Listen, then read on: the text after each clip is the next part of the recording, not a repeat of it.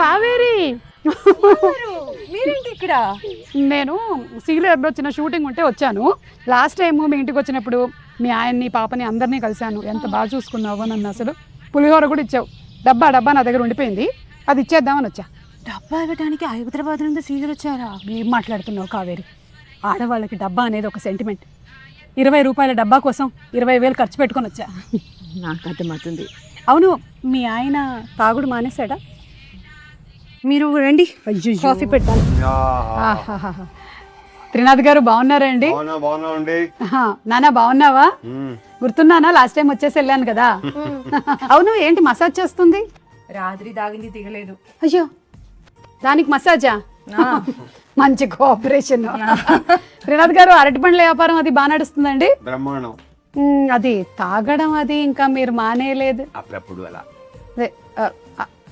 అయ్యప్ప స్వామి మాల వేసుకున్నప్పుడు ఇంకా మీరు నిష్టగా ఉంటారని విన్నాను. మొత్తం ప్రతి సంవత్సరం వేస్తాను. ప్రతి సంవత్సరం 41 రోజు చాలా నిష్టగా ఉంటాను. ఏ బంగారు?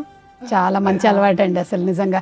మా నాన్నగారు కూడా అయ్యప్ప స్వామి మాల వేసుకునేవాళ్ళు 41 రోజులు. ఆయన కూడా అంతకు ముందు వెనక. మీరు నాన్న కూడా? మా నాన్న కూడా సేమ్ ఆల్మోస్ట్.